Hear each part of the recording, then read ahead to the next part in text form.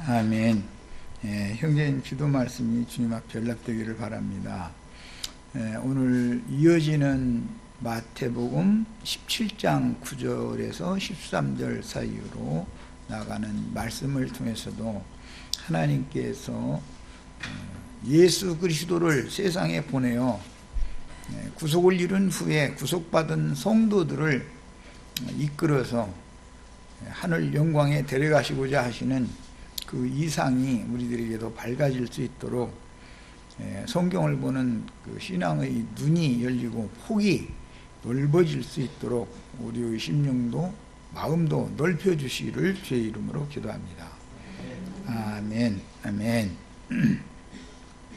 자, 오늘은 마태복음 17장 9절에서 13절까지 두 번째 단락 말씀 읽고 시작합니다. 그들이 산에서 내려올 때에 예수께서 명하여 이르시되, 여기 그들은 세 제자들이죠. 인자가 죽은 자 가운데에서 살아나기 전에는 본 것을 아무에게도 이르지 말라 하시니 제자들이 물어 이르되, 그러면 어찌하여 서기관들이 엘리야가 먼저 와야 하리라 하나이까? 예수께서 대답하여 이르시되, 엘리야가 과연 먼저 와서 모든 일을 회복하리라. 내가 너희에게 말하노니 엘리야가 이미 왔으되 사람들이 알지 못하고 임의로 대우하였도다. 인자도 이와 같이 그들에게 고난을 받으리라 하시니, 그제서야 제자들이 예수께서 말씀하신 것이 세례 요한인 줄을 깨달으니라. 아멘.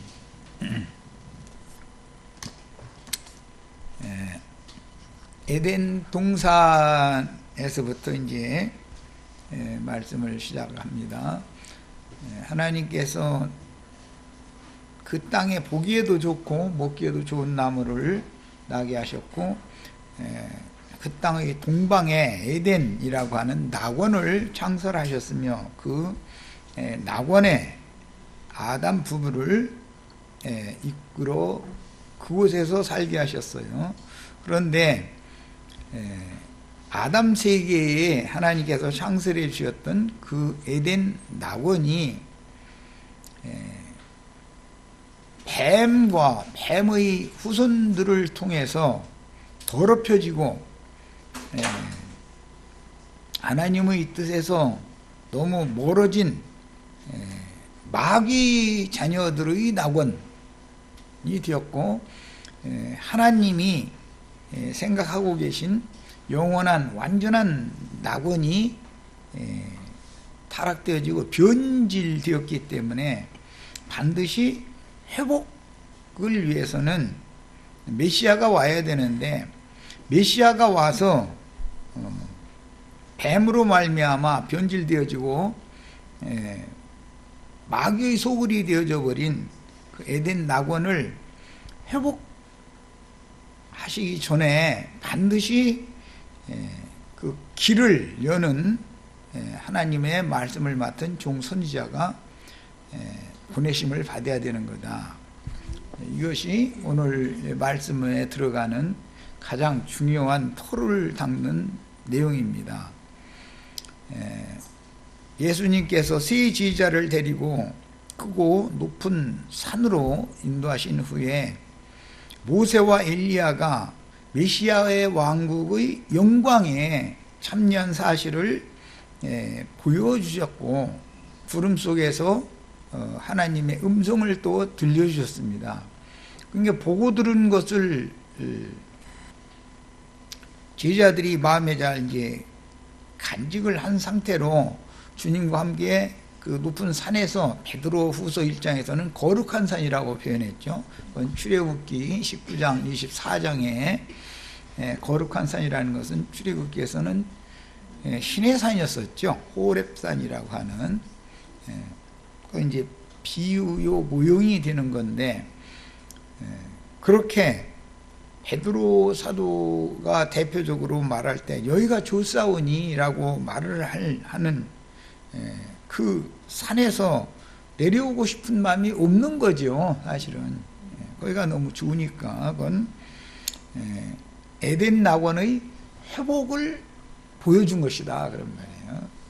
그런데 그 모든 일을 회복하기 전에, 회복하기 위해서는 회복자이신 예수님에 앞서서 반드시 엘리야가 먼저 와야 된다는 거예요.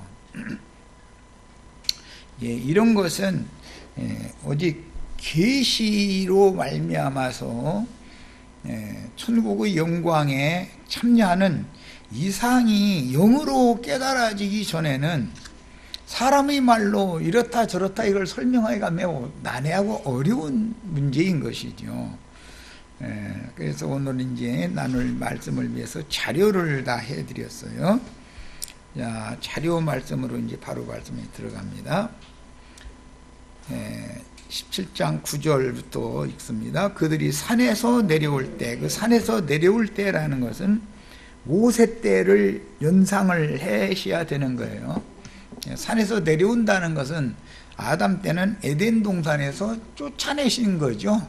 그 동산에서 내려온 거, 이것은 쫓아내신 거예요.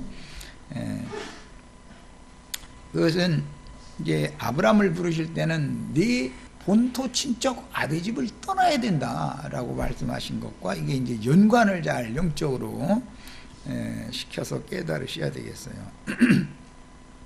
문제는 그 땅의 동방에 창설하신 에덴 동산 낙원이 하나님의 영원하신 뜻에 부합하는 상태였다면 그 에덴 동산 에덴 낙원에서 아담 부부를 쫓아낼 필요가 없는 거죠. 원래 거기서 영원히 살게 하는 것이 하나님이 뜻이었으니까. 그런데 그 에덴 낙원이 하나님이 생각하고 있었던 낙원이 아니고 뱀과 뱀의 자손들에게만 낙원이고 아담 부부에게는 거기가 생지옥이 돼 있었더라는 거죠. 그러니까 거기서 이제 불러내는 이야기가 이제 성경 이야기인 거예요. 그래서 산에서 내려올 때라는 것은 여기가 좋사오니 한 여기와 산에서 내려오면 세속이 되어버리잖아요. 산 아래에는 제자들이 있었고 서기관들과 많은 무리가 있어요. 산 아래에 내려오면은. 그러니까 산 아래에 내려오는 것은 참 세상적인 표현으로 하자면 그냥 좀 머리 아프고 아주 싫고 골치 아픈 일들만 생기는 곳이 산 아래 동네예요. 산 위에 동네가 계속 있으면 좋겠는데 그게 지금 아닌 거죠, 상황은. 이제 이런 걸 염두에 두셔야 돼요. 그런데 인자가 죽은 자 가운데에서 살아나기 전에는 너희가 본 것을 아무에게도 말하지 말아라 그랬단 말이에요. 그러니까 제자들이 금방 모세와 엘리야가 주님의 영광에 참여해 있는 그 상태, 너무 좋은 상태를 보여주시고 나서 이 좋은 것을 왜 산 아래에 있는 우리 형제들이나 서기관들이나 많은 무리에게 빨리 선전을 하고 자랑을 하게 만드셔야지 그걸 말하지 말라고 그러십니까? 라고 제자들이 질문을 하게 된 거죠. 제자들은 산에서 보여주시고 들려주신 것이 너무 좋았던 거예요. 산에서 본 것이 너무 좋았던 거예요. 그런데 그 산에 계속 영원히 살게 하는 게 아니라 데리고 이제 내려오는 거예요. 그럼 산 아래 이제 내려와서 보면 14절 이하에 마태복음 17장 14절 이하에 보면 무리에게 이르게 된다는 거잖아요. 산 아래에 내려오면은. 이거는 이제 출애굽기를 생각을 하셔야 돼요. 출애굽기에 보면 먼저는 모세가 혼자 시내산 위에 올라갔었고 두 번째 올라갈 때는 이스라엘의 장로들과 70 장로들을 함께 갔죠. 그래서 산 아래에는 여전히 많은 백성들과 짐승들이 산 아래에 여전히 있는 거예요. 그런데 백성들과 짐승들이 섞여서 있는 산 아래로 내려오고 싶은 마음이 지금 없다는 거잖아요. 베드로와 제자들은. 그런데 데리고 내려오신 게 내용이에요. 데리고 내려오면은 내려와서 보면 골치 아픈 일이 많죠. 우리 신앙생활 하다 보면 말씀 읽고 기도하고 말씀 읽을 때 막 어마어마한 비밀들이 깨달아지고 그럼 거기가 그냥 그대로 그냥 영원히 살고 싶죠. 그런데 남편이 밥 줘야 쌓고 애들 하나 앵앵대 쌓고 엄마 돈 좀 줘야 쌓고 이랬다면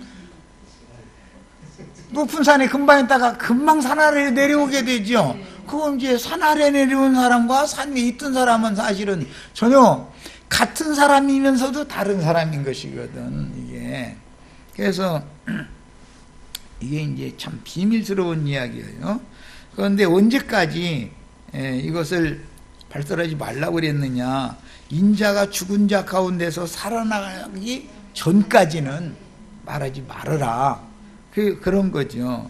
아무한테도 말하지 말아라 했으니까 산 아래에 있는 네 동무종들 형제들한테도 9명한테는 얘기하지 말아라. 지금 그 말이잖아요. 거기다 대고 특히 서기관들과 많은 무리들한테는 이걸 함부로 발설하면 더 안 되는 일이지요, 지금.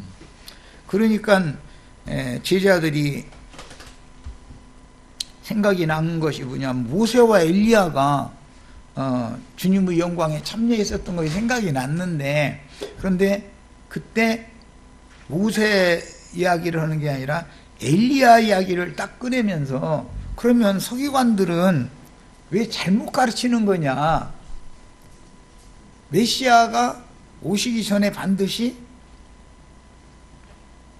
엘리야가 앞에 와야 된다고 계속 가르치는데, 우리가 지금 모세와 엘리야가 주님의 영광에 참여한 사실을 확실히 우리가 지금 보고 내려오는 중인데, 이것을, 이 좋은 것을 가서 자꾸 선전하고 자랑하고 막 해야 사람들이 잘 믿을 거 아니냐 이거죠.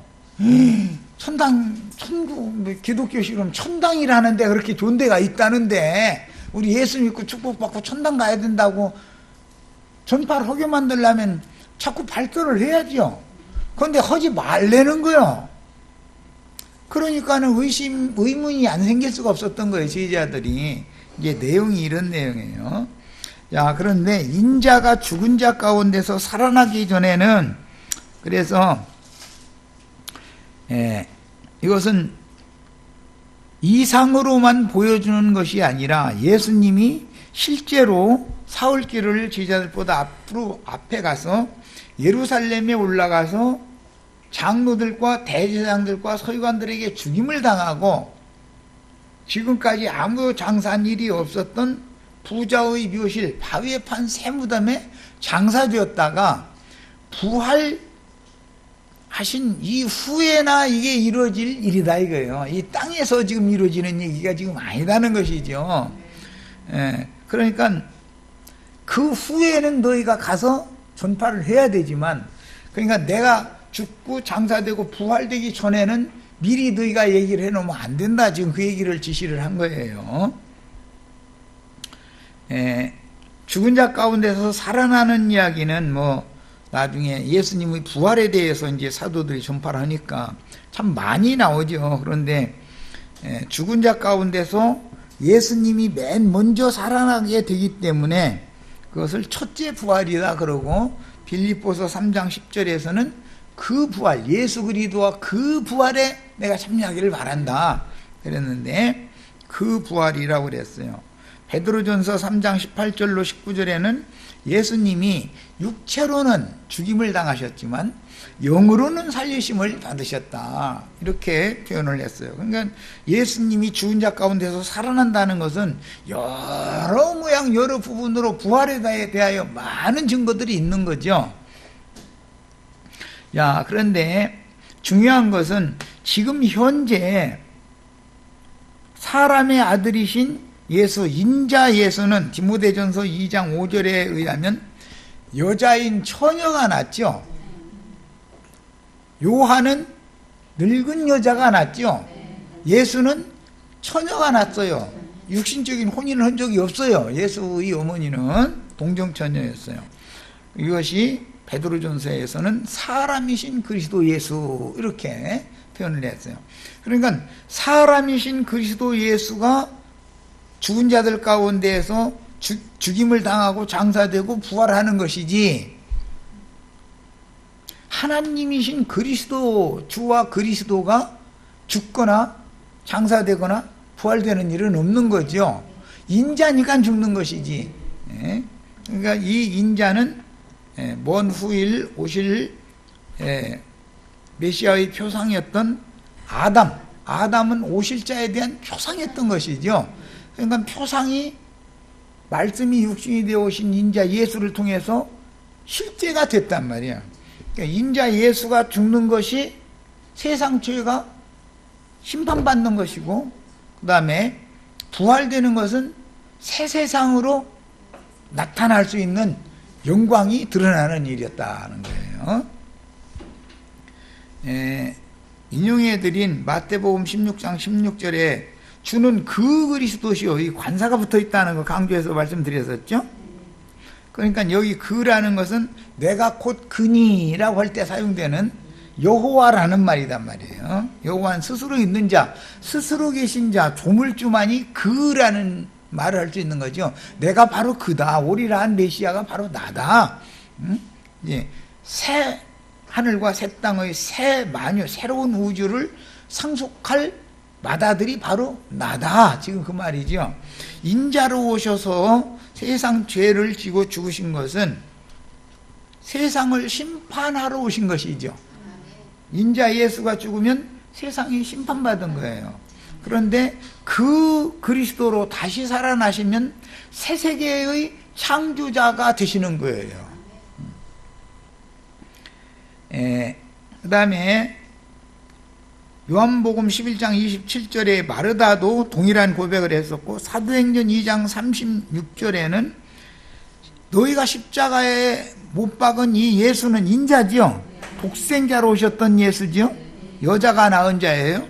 그런데 부활의 날 사도행전 13장 33절에 너는 내 아들이라, 내가 오늘날 너를 낳았도다 할 때 그건 부활의 날이죠. 그러니까 부활로 나신 분은 주와 그 그리스도인 것이지 인자 예수가 아니죠. 부활의 날 나시면은 맏아들로 나시는 것이고, 독생자로 말씀이 육신이 되어 세상에 오셨던 마리아를 통해서 오신 독생자 예수는 인자로 사람으로 오신 것이죠. 이 차이를 잘 마음에 새겨 두셔야 됩니다. 그 다음에 계시록 11장 15절에 보면 우리 주와 그의 그리스도의 나라가 된다. 여기 그의라고 하는 이 관사가 붙어 있어요. 이게 나라라고 하는 것이 첫 아담 세계에서는 세상 나라죠.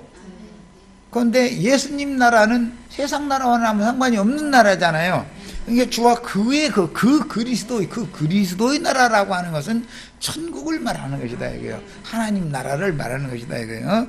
이게 지금 베드로와 야고보와 요한은 앞으로 실현되어지고 나타나고 이루어져야 되는 천국의 영광, 하나님 나라의 영광에 참여하는 이상을 봤었던 거예요.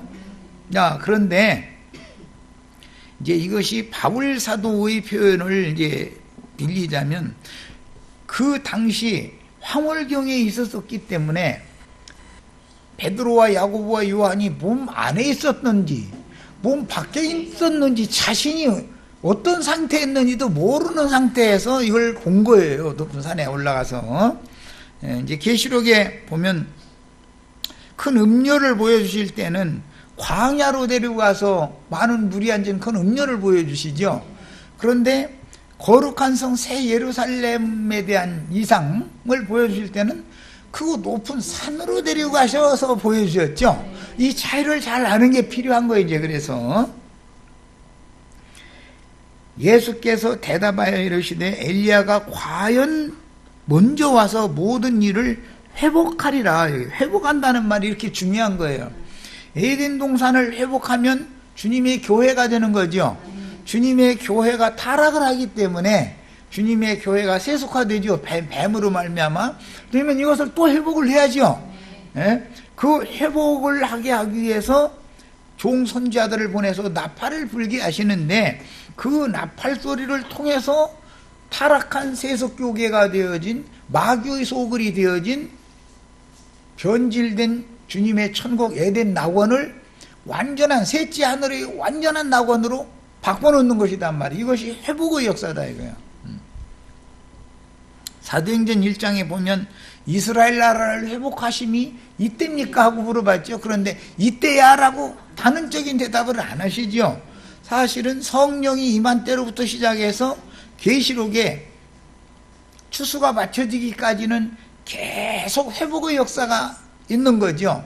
있는데 그 회복된 교회의 모습은 히브리서 12장 22절로 24절에 하늘에 기록한 장자들의 모임인 교회인 것이고, 계시록 12장에는 하늘에 해를 입은 한 이적의 여자가 주님의 교회가 타락할지라도 거기서 이기는 자들을 빼내가지고 그 이기는 자들, 즉 장자의 권세를, 권위를 받은 자들로 세우는 교회의 회복이 당연히 있는 것이다 라는 말이에요.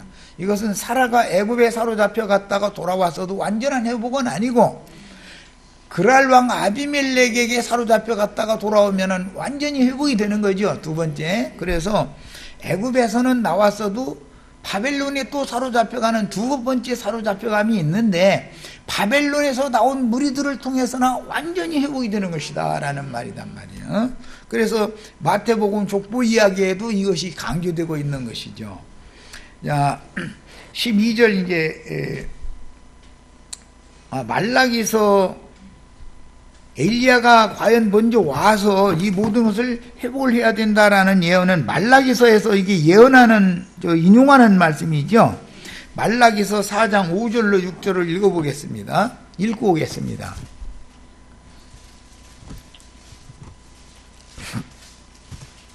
말라기서 4장 5절로 6절, 자, 같이 읽고 오겠습니다.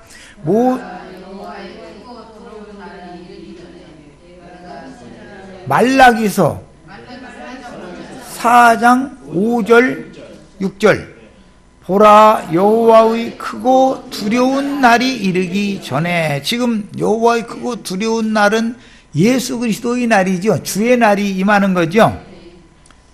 그날은 새 창조의 날인 거예요. 부활되는 날이니까.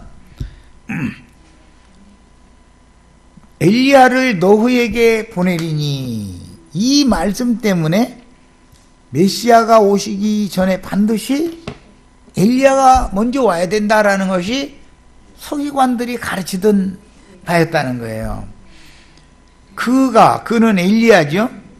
아버지의 마음을 자녀에게로 돌이키게 하고 자녀들의 마음을 그들의 아버지에게로 돌이키게 하리라. 이게 아버지는 자녀들을 버리고 떠나셨다가 또 자녀들은 아버지를 등지고 멀리 먼 나라로 떠났다가 둘이 다시 연합을 맺어서 하나가 되는 거죠.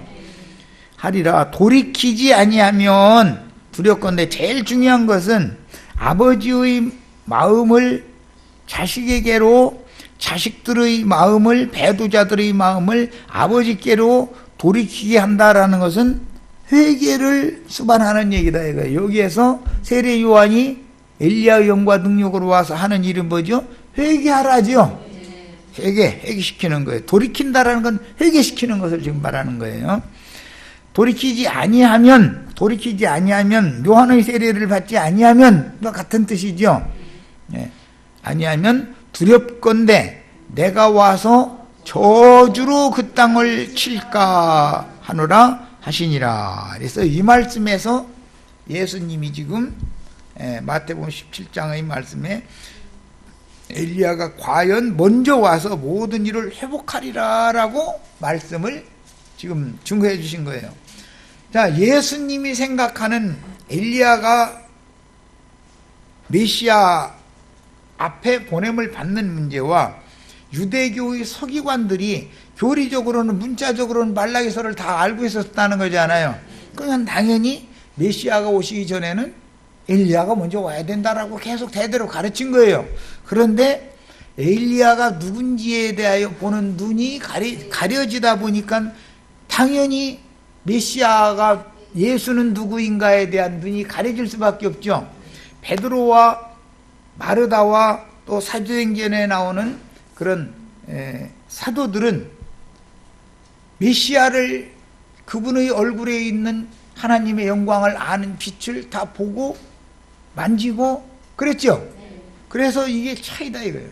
요단 저편에서, 요단 이편에서 요단 건너로 쫓아가지 않은 사람들은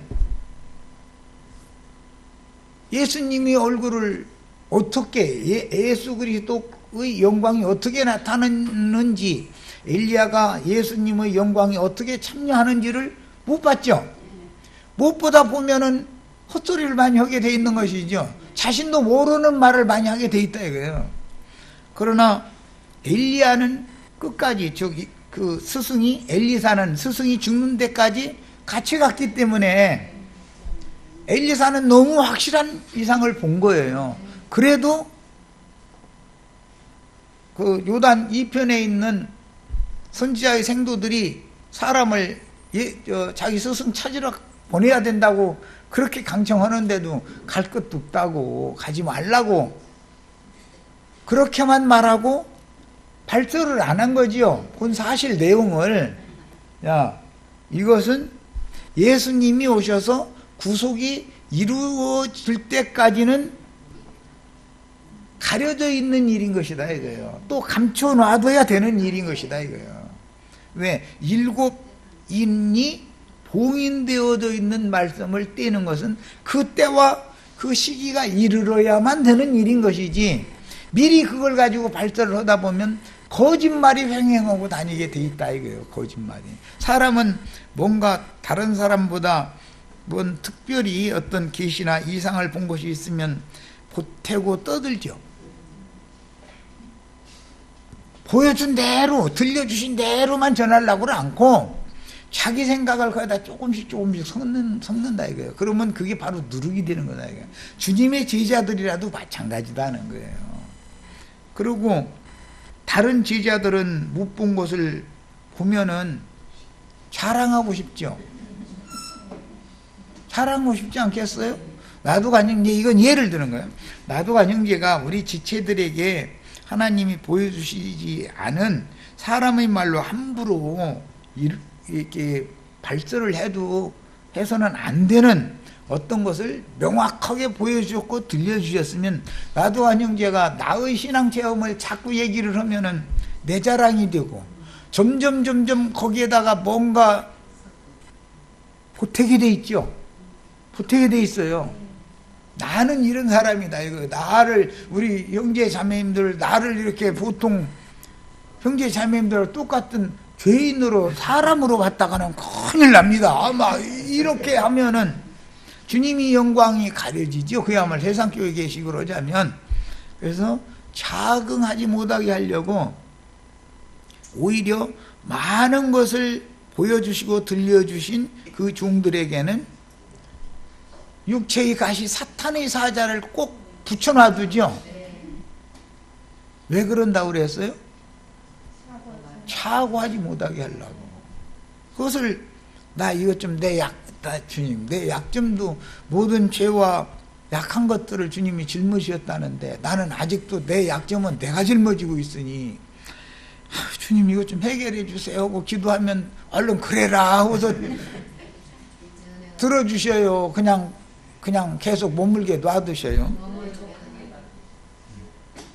너 낮아져야 돼. 네가 원하는 거 그대로 들어줬다가는, 왜 그렇게 당신들은 예수 믿고 10년이 넘었는데 20년이 넘었는데 아직도 변화가 안 됐느냐고 이러고 정죄나하지, 진리를 바로 전하기 어려워.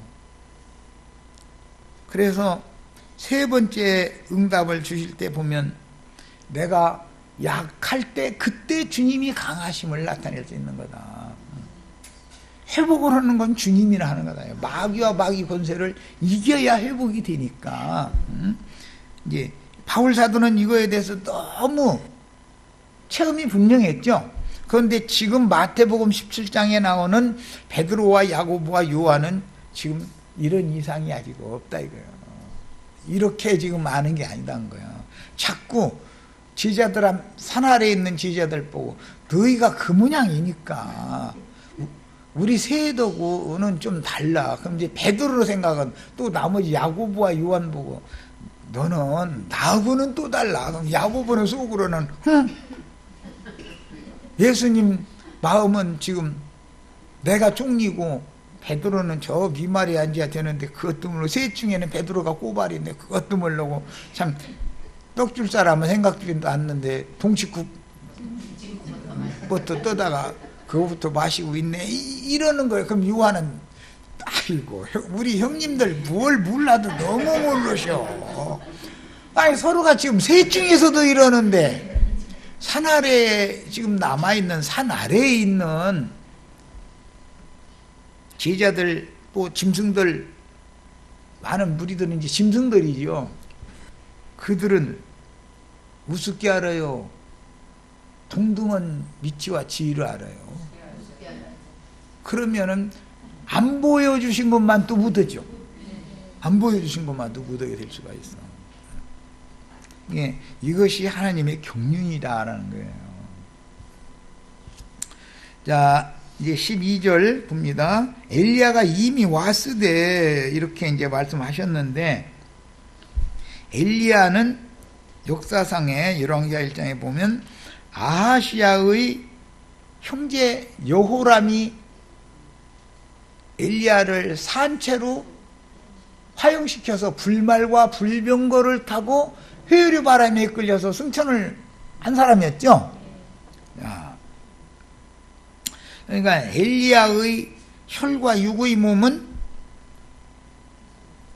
산채로 잡혀가지고 그 마른 나무 장작돔 위에 올려져 가지고 불살라진 거잖아요. 생으로 산채로 그냥. 그런데 음부로 내려가지 않고 바로 승천을 했다 이거예요. 그러니까 이제 사람들이 헷갈리는 거예요. 음부로 지금은 엘리야가 사역을 하다가 엘리사의 제자가 사역을 이어받을 때와 기한이 찼을 때는 한 시대를 종결하고 새 시대로 지금 전환해야 되는 시대의 종결기가 임했다라는 뜻인 건데, 그때는 부활 때죠. 음부의 낙원에 들어간 모든 사람들, 성도들도 부활돼야 되는 때니까 음부에 들어간 사람도 일어나야 되는 때인데, 구태여 마지막 이생의 사역을, 그 시대를 종결하는 사역을 한 종이 죽어가지고서 음부로 내려갈 필요가 없는 때지요. 그러니까 음부를 거치지 않고 바로 그냥 하늘로 승천을 한 거예요. 이게 두 증인들이 그걸 이뤘죠. 지난 시간에 우리 읽었죠. 모세와 엘리야의 영과 능력은 두 증인들에게 그대로 반복이 된 거예요. 이런 이상이 필요한 거죠. 이제 이 문제는 사람의 말로는 이거 참 해석하기가 어렵죠. 그런데 실제로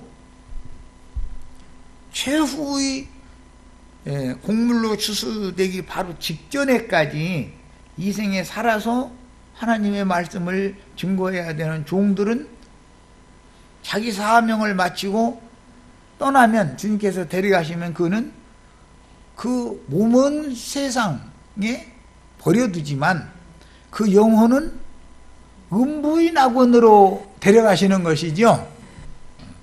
그러니까 음부 낙원을 거치지 않고 바로 셋째 하늘 낙원으로 데려갈 사람도 있고, 그것은 이제 우리 윤자매님하고 우리 두 윤자매님하고 이자매님, 안자매님 이렇게 다 그렇게 될 수도 있는 거죠.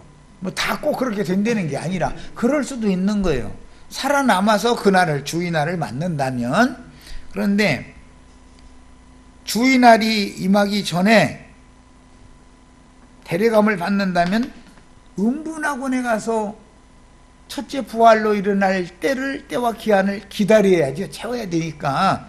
그것은 하나님 말씀과 저의 증거를 인하여 목배임을 받은 자들의 수가 채워져야 되고, 그 수가 채워지는 기간에 이방의 충만함도 동일하게 채워지기 때문에 하나님에게는 어떤 때와 기한이라는 것을 그분만 아는 계획을 가지고서 작정된 대로 인류 역사, 우주 역사를 지금 경영하시는 중이다라는 거예요. 이것을 깨닫는 것이 그렇게 중요한 것이죠. 예. 자, 엘리야가 이미 왔으되, 이 엘리야는 세례 요한을 의미하는 말이라는 걸 제자들도 나중에 깨달았다는 거잖아요.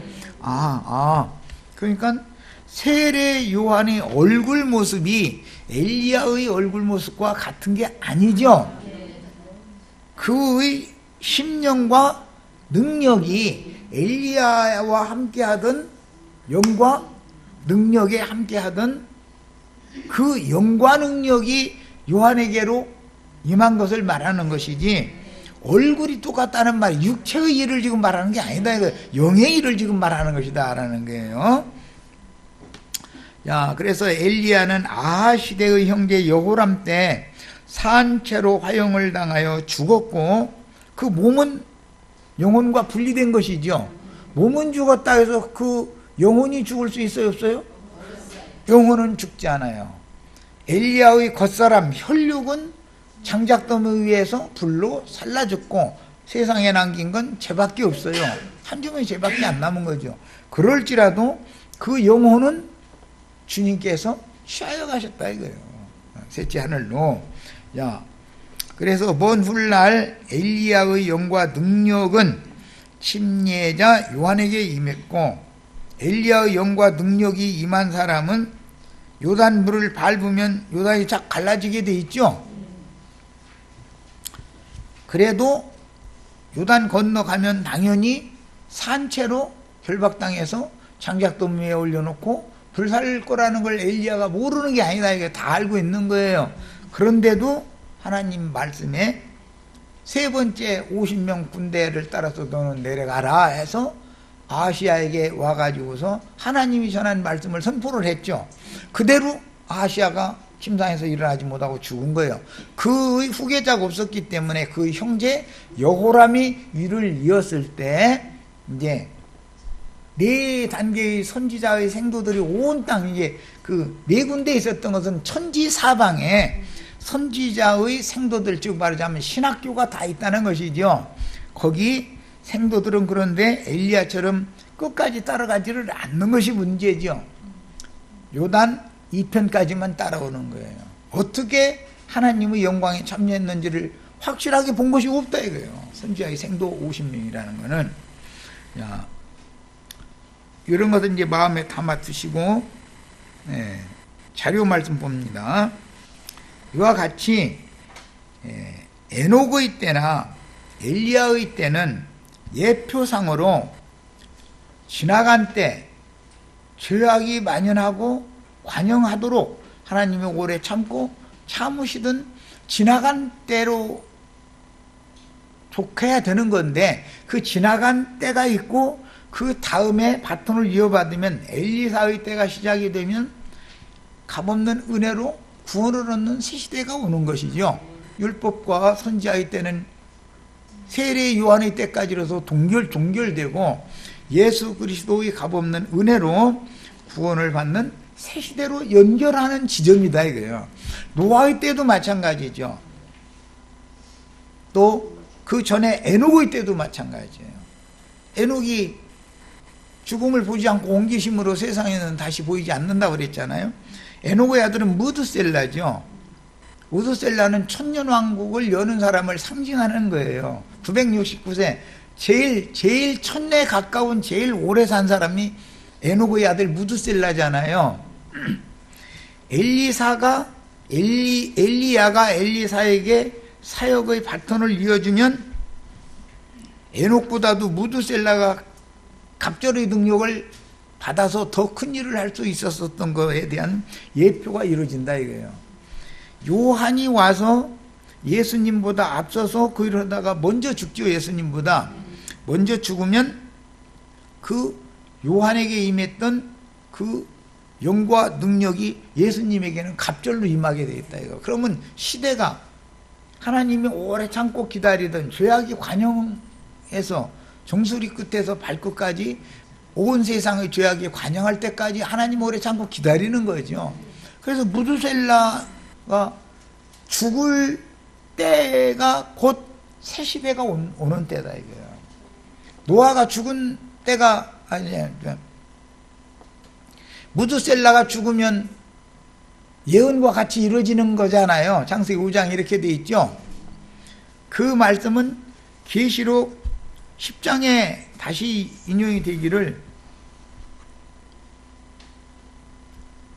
주님께서 옛적 선지자들을 또는 사도들에게 전파하셨던 복음과 같이 마지막 나팔, 7째 나팔이 부러지면 그 복음과 같이 이루어진다고 돼 있죠. 계시록 10장에 그게 또 나오잖아요. 예.